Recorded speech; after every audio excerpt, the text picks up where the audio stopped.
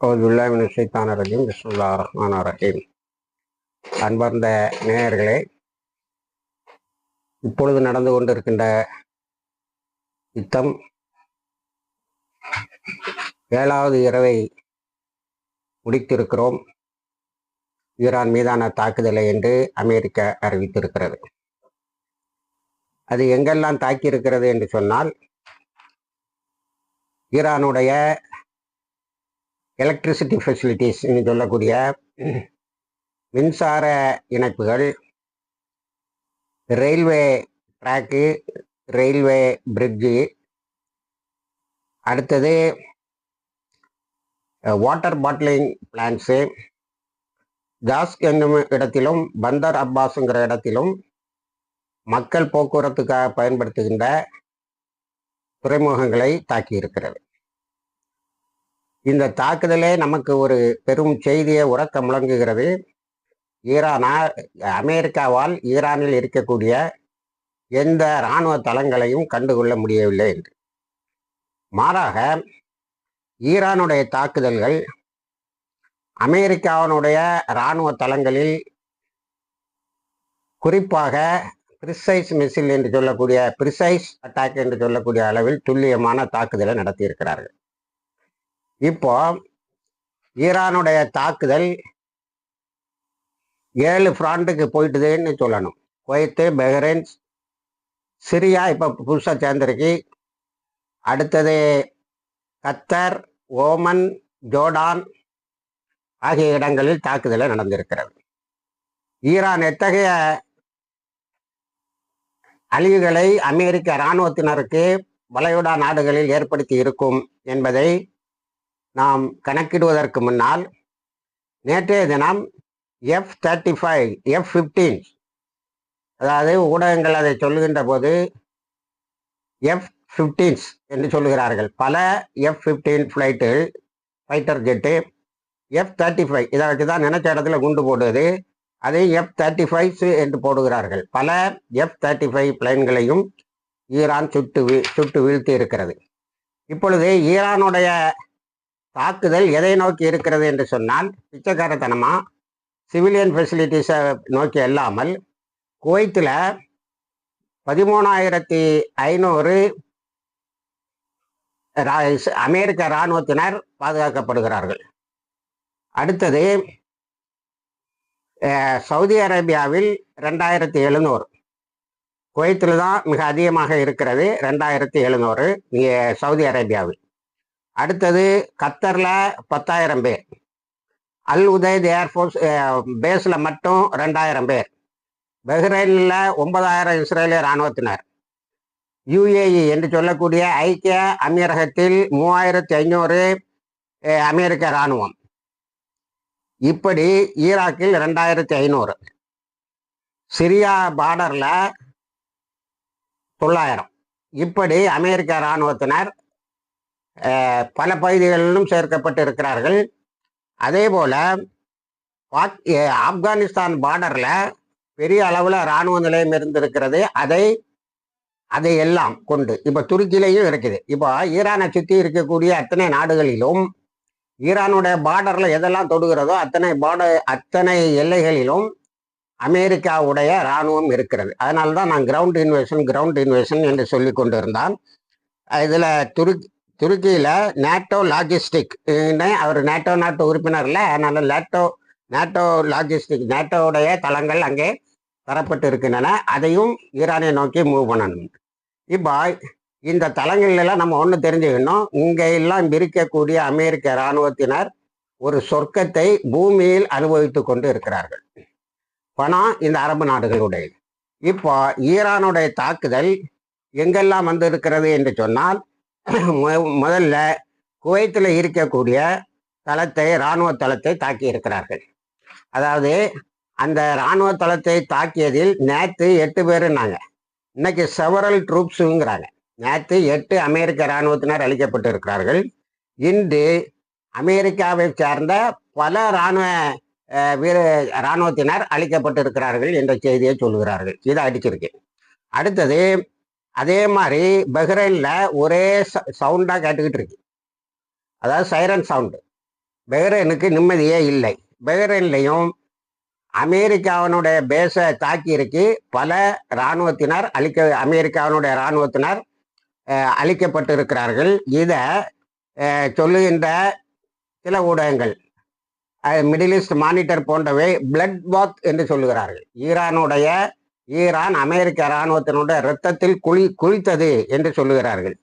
எத்தனை பேர் காயம்பட்டார்கள் என்பதை அமெரிக்கா சொல்லவில்லை. அமெரிக்கா ஏற்றுக்கொண்டு எல்லாம் குவைத்துடைய இதுல 8 பேர் இறந்தாங்க அப்படின்னு தான். அடுத்தது இன்னைக்கு செவரல் அமெரிக்க ஊடகங்கள் சொல்லுகின்றன. அடுத்தது கிங் ஃபைசல் ஏர்பேஸ் எங்க ஜோர்டான்ல கிங் ஃபைசல் ஏர்பேஸை கம்ப்ளீட்டா இப்போ நம்ம இதுவரைக்கும் சொன்னது ஜோர்டானுடைய இதர ஏர்பேஸ் கிங் ஹுசைன் ஏர்பேஸை தான் சொன்னோம். இப்போ ஃபைசல் ஏர்பேஸுக்கு மாற்றிருக்கேன். அங்கிருந்த தளங்களை எல்லாம் அதை தாக்கி இருக்கிறார்கள். குவைத்தில் அதை நம்ம சொல்லிட்டோம். அடுத்தது சிரியாவினுடைய பார்டர்ல இருந்த இஸ்ரேலிய தளங்கள் அத்தனையும் அழிக்கப்பட்டு இருக்கிறது. சிரியா வழியாக லெபனானுக்கு ஈரான் ஆயுதங்களை அனுப்பியதாகவும் அதை சிரியா தடுத்து விட்டதாகவும் சொன்ன அடுத்த நிமிஷம் சிரியாவில் உள்ள இஸ்ரேலுடைய தளங்கள் அத்தனையும் அழிக்கப்பட்டிருக்கு. இப்போ சிரியா புதுசாக வருது. சவுதியில் கிங் சுல்தான் ஏர்பேஸ் அங்கே தான் அதிகமான அமெரிக்க இராணுவத்தினர் இருந்திருக்கிறார்கள். அதை அழித்திருக்கிறார்கள். ஆக கத்தர் அல்லுதேது நம்ம ஏற்கனவே தெளிவாக நிறைய சொல்லிட்டோம். அது மீண்டும் தாக்கப்பட்டு இருக்கிறது. இப்போ ஜோர்டான் பெரிய ஒப்பாரி வைக்குது. ஏன்னா அதனுடைய முக்கியமான எல்லா தளங்களும் அழிக்கப்பட்டு விட்டது. ஈரான் நாங்கள் தாக்குறதுக்கு முன்னாடி அந்த பேஸ் எப்படி இருந்து ஜோர்டானுடைய பேஸ் ஜோர்டானுடைய பார்டர்ல அந்த பேஸ் எப்படி இருந்ததுங்கிறத ஈரான் முதல்ல எடுத்து போடுது. அடுத்தது எங்கள் தாக்குதலுக்கு பிறகு அது எப்படி இருக்கிறது என்பதை எடுத்து போடுகிறது. தரைமட்டமாகி சாம்பல் மேடாக ஆகி இருக்கிறது. ஆனால் அமெரிக்கா பலர் இறந்தார்கள் என்று மட்டும் சொல்லுகிறது. ஆனால் உலக நோக்கர்கள் அதை வேறு விதமாக சொல்லி கொண்டிருக்கிறார்கள். அதில் பெரிய அளவில் அமெரிக்காவுக்கு இழப்பு ஏற்பட்டு இருக்கிறது. இன்னொன்று அல் ஜசீரா F-15 F-35 ஏற்பட்ட இழப்புகளை செவரல் சச் ஃபைட்டர் ஜெட்ஸ்ன்னு சொல்லுது. இதே போன்ற பல ஃபைட்டர் ஜெட்டுகளை போர் விமானங்களை அமெரிக்காவின் போர் விமானங்களை ஈரான் தகர்த்து இருக்கிறது என்று. இப்போ ஹர்மூஸை பற்றி ஒரு நிமிஷம் நம்ம அதை பார்த்துக்கிட்டு இங்கே வரணும். ஹர்மூஸில் என்ன நடக்கிறது என்று சொன்னால், ஹர்மூஸில் முந்தா நாள் 15 கப்பல் போயிருக்கு IRGC-னுடைய கைடன்ஸில். அடுத்தது நேற்று 8 கப்பல்கள் போயிருக்கிறது IRGC-னுடைய கைடன்ஸில். இவனுடைய பிளாக்கேடு ஒரு பெரிய மண்ணாங்கட்டியும் சாய்ச்ச மாதிரி தெரியல. ஆனால் 8ம் 15 மிக குறைவு. ஒரு நாளைக்கு 90 கப்பல் 100-150 வரைக்கும் போயிட்டு இருந்தது. இது குறைவு. ஆனால் இன்னைக்கும் IRGC-னுடைய கைடன்ஸில், அதாவது ஈரானுடைய இஸ்லாமிய பாதுகாப்பு படையினுடைய கைடன்ஸில் ஹர்மூஸில் கப்பல்கள் போக முடிகிறது. ஆனால் ஓமன் சைடு அப்படி இழுத்தான் பாருங்க, அந்த டேங்கரை ஈரான் அடித்து நாசம் பண்ணிடு. இப்போ இந்த கடல்வெளி போக்குவரத்தை யார் கண்ட்ரோல் பண்ணுறாங்கிறத நம்ம தெளிவாக இந்த தகவலில் இருந்து தெரிந்து கொள்ளலாம். இப்போ அடியினுடைய வேதனை ரொம்ப அதிகமாகவே தெரிஞ்சிருக்கிறது. JD வான்ஸ் முழுக்க ட்ரம்ப்புக்கு எதிராக நிற்கிறான்.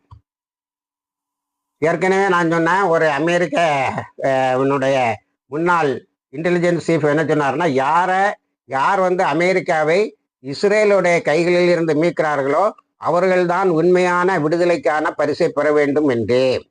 அப்போ அடுத்தது அமெரிக்கா ஒரு தரைவழி தாக்குதலுக்கு ட்ரை பண்ணிருக்கு. அதில் சரியாக அடி வாங்கியிருக்கு. டக்குன்னு 173 அமெரிக்க இராணுவத்தினரை ஈரான் கைது செய்து இருக்கிறது. பலர் அந்த மோதலில் இவங்களை கைது செய்ய போகிற இதில் பலர் காயம்பட்டு இருக்கிறார்கள். இறந்தவர்கள் யாரும் சொல்லல. எல்லாரும் ஓடி போக பார்த்துருக்கான். முதல்ல உள்ள வர பார்த்துருக்கான், 2வது ஓடி போக பார்த்துருக்கிறார்கள். இவர்களை கைது செய்திருக்கிறது. அமெரிக்காவில் இதை செய்தியாளர்கள் கேட்கும்போது அப்படி எதுவுமே நடக்கவில்லை என்று சொல்லுகிறார்கள்.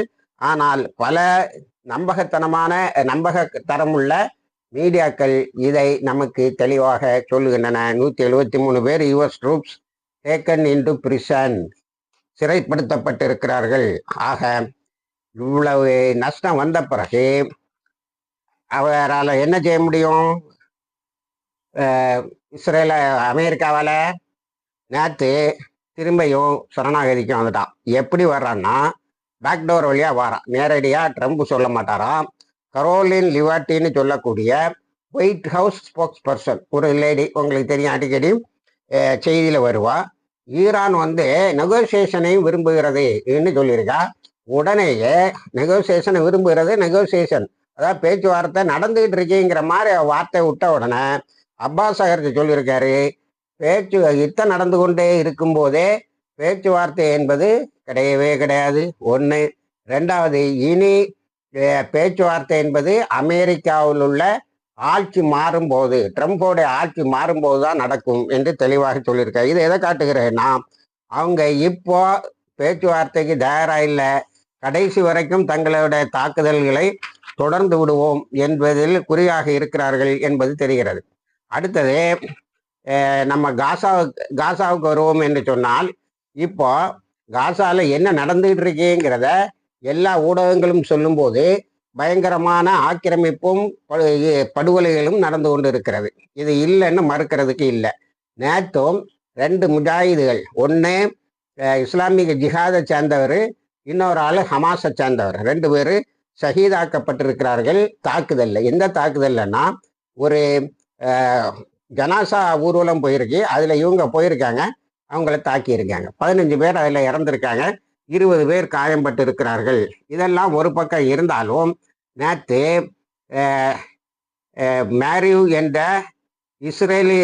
என்ற பத்திரிகை இஸ்ரேல் செக்யூரிட்டி அசஸ்மெண்ட் சொல்லக்கூடிய ஒரு அறிக்கையை வெளியிட்டு இருக்கிறது. அது மிகப்பெரிய அறிக்கை. அதனுடைய சில பகுதிகளை மட்டும் நாம் தருகிறோம். அதாவது அதை கான் என்கிற இஸ்ரேலிய ஊடகமும் அப்படியே எடுத்து போட்டிருக்கு.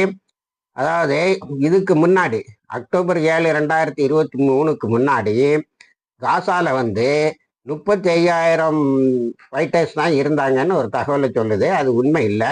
அப்போவே இஸ்ரேல் ஒத்துக்கிட்டதே 60,000. ஆனால் போராளிகள் கொஞ்சம் அதிகமாகவே சொன்னாங்க, 80,000 பேர் இருக்கிறாங்கன்னு, 1,00,000 பேர் இருக்கிறாங்கன்னு சொன்னாங்க. ஆனால் இப்போ அதே ஃபைட்டர்ஸோடைய எண்ணிக்கை 35,000 இருக்கிறது. ஆக பெரிய அளவில் குறையவில்லை என்பது இதிலிருந்து தெரிகிறது. இது மேரியோடைய அசஸ்மெண்ட்டும் இஸ்ரேல் செக்யூரிட்டி அசஸ்மெண்ட்டும் நமக்கு கொஞ்சம் இந்த ஃபிகரில் கொஞ்சம் சந்தேகமாக இருக்கு. முன்னாடி 35,000 பேர் இருந்தாங்களாம், இப்போ 35,000 பேர் இருந்தாங்களாம். ஒரு 10,000 பேர் நடந்த யுத்தத்தில். இப்போ அது நம்ம கணக்கு பார்த்தா 1016 நாள் 1016 நாள் யுத்தம் சொல்லக்கூடாது, 1016 நாள் ஜெனோசைட் கூட்டுப்படுகொலையில் ஒரு 10,000 போராளிகள் ஷஹீதாக்கப்பட்டார்கள்ங்கிறது இவங்க கணக்கில் சொல்கிறாங்க. 10,000 இல்லை, நம்ம கணக்கில் கொஞ்சம் கூடுதல் இருக்கும். மொத்தமே எல்லாமே கொஞ்சம் அசஸ்மெண்ட்டு டிஃப்ரெண்ட்டாக வருது. 60,000 1,00,000 வரைக்கும் இருந்தாங்கன்னு தான் நம்ம பார்க்கணும். அதில் 10,000 இல்லை, ஏற்கனவே ஹமாஸ் ஒத்துக்கொண்டது 15,000 பேர் ஷஹீதானார்கள்னு. இப்போ இதையெல்லாம் எதுக்கு அந்த பத்திரிகைகள் எடுத்து போடுகிறது என்று சொன்னால், ஹமாஸ் இன்னும் பலமாக இருக்கிறது, ஒரு தகுந்த நேரத்தை பார்த்து கொண்டு இருக்கிறது தாக்குவதற்கு என சொல்லுகிறது. இந்த நேரத்தில் காசாவினுடைய பீஸ் பிளான் இருக்கு பாருங்க, ரிகன்ஸ்ட்ரக்ஷன் உட்பட, மறுகட்டுமானம் உட்பட எல்லாம், அதை ட்ரம்ப் இப்போ சுருக்கிக்கிட்டான். ஈரானில் வாங்குற அடியில் அவனால் முடியலை. ட்ரம்ப் அதை சுருக்கி என்ன சொல்லியிருக்கான்னா, ரஃபால ஒரு பாதுகாப்பு வளையத்தை உருவாக்கும்.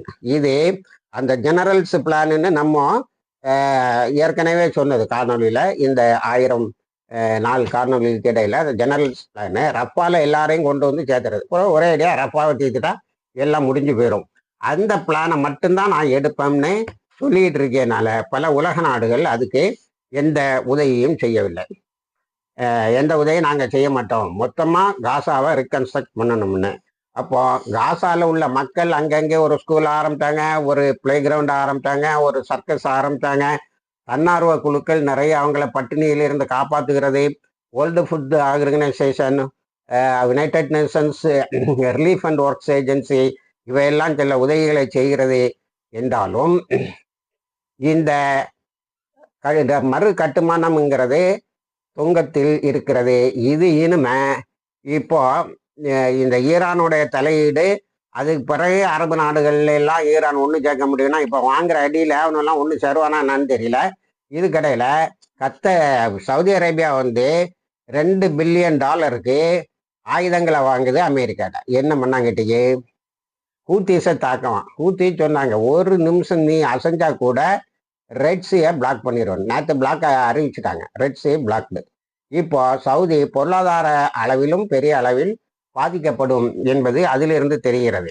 இதுல இப்போ இந்த 7 நாள் நான் தாக்கிட்டேன், 8 நாள் தாக்கிட்டேன்னு பேச்சுவார்த்தைக்கு மீண்டும் ட்ரம்ப் திரும்புவதற்கு அழுத்தம் கொடுப்பது என்னவென்று சொன்னால், European countries, EU countries, European union countries வந்து நிறைய சிவிலியன் ஃப்ளைட்ஸ் வந்து கேன்சல் ஆகிற நிலையில இருக்கு. ஏன்னா ஜெட் ஃபியூவல் விலை ரொம்ப ஏறி போச்சு, அவங்களால ஆப்ரேட் பண்ண முடியாதுங்கிற நிலை வந்திருக்கு ன்னு சொல்லி இருக்கிற சில ஏர்லைன்ஸு பேங்க்ரப்சி, மஞ்ச நோட்டீஸ் நம்ம ஊரில் சொல்லுவோம்னா அந்த மஞ்ச நோட்டீஸை தன்னுடைய ஷேர் ஹோல்டர்ஸ் கொடுப்பதற்கும் தயாராக இருக்கிறது என்ற ஒரு பெரிய பொருளாதார அபாயம் அங்கே ஏற்பட்டு இருக்கிறது. இப்போ இந்த நேரத்தில் இப்படியெல்லாம் அமெரிக்கா கலங்கி கொண்டு இருக்கக்கூடிய நேரத்தில் ஈராக்கில் இருந்து ஒரு கூட்டம், அது இஸ்லாமிக் ரெசிஸ்டன்ஸ்னு பேரை போடுவானா, தீவிரவாதியாக காட்டது இருக்கும். ஈராக்கில் இருந்து ஒரு கூட்டம் ட்ரம்ப் இருக்க வரைக்கும் இந்த பகுதியில் அமைதி நிலவாது என்று இன்டைரக்டா ஒரு எச்சரிக்கையை ட்ரம்புக்கு கொடுத்துருக்காங்க. இப்போ ஈரான் இங்கே F-35 F-15 வீழ்த்திட்டு இருக்கிறதுல சிஜில் மிசில்ஸ் திரும்ப அதிக செறிவூட்டி அந்த தாக்குதலை நடத்துகிறார்கள். இப்போ இந்த மொத்த அனாலிசிஸில் நம்ம என்ன பார்க்கணும்னு சொன்னால், முதல்ல ஈரானுடைய நியூக்ளியர் ரிஜிம் சேஞ்சுன்னாங்க, அது நடக்கலை. நியூக்ளியர் டாக்ஸ், அணு ஆயுத பயிற்சின்னாங்க, அது நடக்கலை. இப்போ எல்லாமே சுருங்கி ஹர்முஸ் ஜலசந்தியில் வந்து நிற்குது. அதுலேயும் ஈரானுடைய சி மைன்ஸ் இருக்கக்கூடிய ஏரியா வழியா 8 கப்பல்களை அது வழிநடத்தி வெளியில் கொண்டு வர முடியுது. நேற்று 15, இந்த நாள் 15, நேற்று 8. ஆனால் அமெரிக்கானுடைய பிளாக்கேட் ஒன்றும் அங்கே எடுபடவில்லை என்பது தெரிகிறது. பாபுல் மந்தபும் க்ளோஸ் ஆகிட்டுது. அதனால் எண்ணெய் விலைகள் பயங்கரமாக ஏறும். ஆனால் ஈரானுடைய விதிமுறைகளை ஏற்று போகின்றவர்களுக்கு ஒரு 8 கப்பல் போனது மாதிரி இன்னும் இதர கப்பல்கள் போகிறதுக்கு வாய்ப்பு உண்டு. அமெரிக்காவுடைய பிளாக்கேடு கூட ஈரானுடைய கப்பலை தவிர மற்ற கப்பல்களை ஒன்று செய்யணும்னா ஈரான் நல்ல டோல் வசூலிக்கிட்டு அந்த வழியாக கப்பல்களை விடுது. ஈரானுடைய எண்ணெயை ரஷ்யா தான் விற்கும், ரஷ்யாவும் சைனாவும் விற்கும். அவங்க தாராளமாக விற்று கொடுக்குறாங்க. இப்படி ஒரு பொறிக்குள் அமெரிக்கா சிக்கி இருக்கிறது. மீண்டும் ஒரு பெரிய அழிவு அங்கே காத்திருக்கிறது என்பதை எல்லா ஊடகவியலாளர்களும் சொல்லுகிறார்கள். அதே போல இராணுவ நோக்கர்களும் அதை சொல்லுகிறார்கள். லெபனானுக்கு வந்தா, லெபனானில் அந்த 52வது பிரிகேடு அல்லது 401வது ஆர்மேட் பிரிகேடுன்னு சொன்னாங்க இல்லையா, அந்த படைப்பிரிவை சேர்ந்த இன்னொரு அலாஷிப்டி என்ற ஒரு இஸ்ரேலிய இராணுவ கமாண்டரை கொலை செய்திருக்காங்க. நேற்று வந்த சில ஊடகங்கள் ஹிந்து ரஜபு குரூப்பை கொலை செய்ததில் இவங்களும் இருக்கிறாங்க. இப்போ அங்கே இருக்கின்றவுடைய ரிதுவான் ஃபோர்ஸு ஒரு விதமான கொரில்லா பிரிவை தனக்குள்ளால ஏற்படுத்தி இருக்கிறது. இந்த கொரில்லா பிரிவு செய்கிற மிகப்பெரிய வேலை என்ன என்று சொன்னால், அந்த குழந்தைகளை கதற கொலை செய்த அந்த சம்பவத்துக்கு பழிவாங்கிற வேலையை தான் செய்துகிட்டு இருக்கு. நேற்றும் அந்த குழந்தை கடைசி நேரத்தில் கத்துகின்ற அந்த ஒலிகளை ஒலிபரப்பு செய்திருக்கிறார்கள். மிக சோகமாகவே இருக்கிறது. ஒரு கட்டத்தில் ஹலோன்னு கூப்பிடுறாங்க, எதிர்முனையில் சத்தமில்லை. அப்பொழுது சகோதரி இறந்து விட்டாள் என்பது தெரிகிறது. ஆனால் அவளுடைய பெயரால் தாக்குதலை நடத்துகின்ற ரிதுவான் நாளுக்கு நாள் அதில் ஒவ்வொருவனாக எடுத்து அழித்து கொண்டே இருக்கிறது என்பது லெபனானுடைய செய்தி. இதிலிருந்து லெபனான் பக்கத்தில் இஸ்ரேலுடைய வாலாட்டங்கள் எதுவும் ஈடுபடவில்லை என்பது தெரிகிறது. நீங்களெல்லாம் 2 நாளாக ரொம்ப வைரலாகிற இஸ்ரேலுடைய வீடியோ ஒன்றை பார்த்துருப்பீங்க. அது என்னவென்று சொன்னால், இஸ்ரேலிய நாடாளுமன்றத்துக்குள்ளால் ட்ரம்ப் வரும்போது சேரெல்லாம் அடைச்சி போட்டுக்கிட்டு அவன் ஒரு சேரை இழுத்து போட்டு, ஒரு பிரைம் மினிஸ்டரு ஒரு சேரை இழுத்து போட்டு உட்காரக்கூடிய நிலைக்கு இருக்கிறது. எல்லாரும் உன்னால் தான் அழிவு, உன்னால் தான் அழிவு, உன்னால் தான் அழிவுன்னு அத்தனை நாடாளுமன்ற உறுப்பினர்களும் கத்துவதை பார்த்தீர்கள். அதனால அவன் எங்கேயாவது தப்பி போறதுக்கு வாய்ப்பு இருக்கிறது என்று கூறுகிறார்கள். இணைந்திருங்கள். தகவல்களை தருகிறோம். வாசிர் தவானா அல்ஹம்துலில்லாஹி ரப்பில் ஆலமீன்.